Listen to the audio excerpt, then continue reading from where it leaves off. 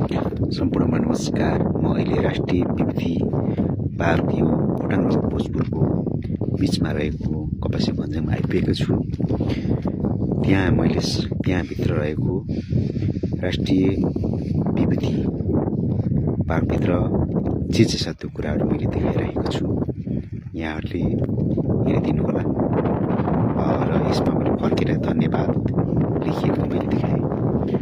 अब अझै पूर्ण प्रेम भित्र यो चाहिँ एउटा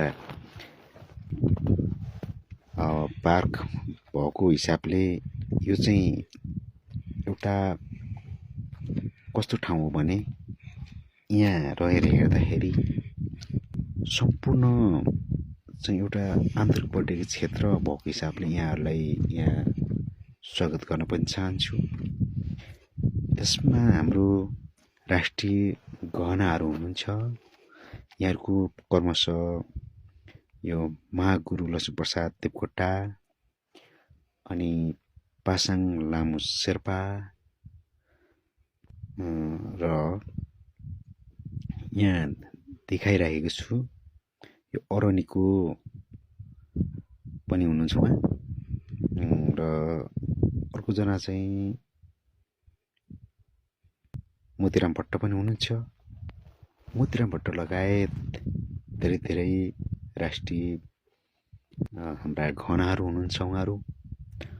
उहाँहरूको मैले नाम देखिने गरी गाउँसरमा लगायतका सबैको नाम मैले र उहाँहरूको शालिगलाई मैले देखाइरहेको छु। यो कपासी भन्ज्याङ आन्तरिक पर्यटकीय क्षेत्र रहेको हुनाले यसमा पर्यटकीय प्रवर्धन गर्नको निम्ति पनि सम्पूर्णमा अनुरोध गर्दछु।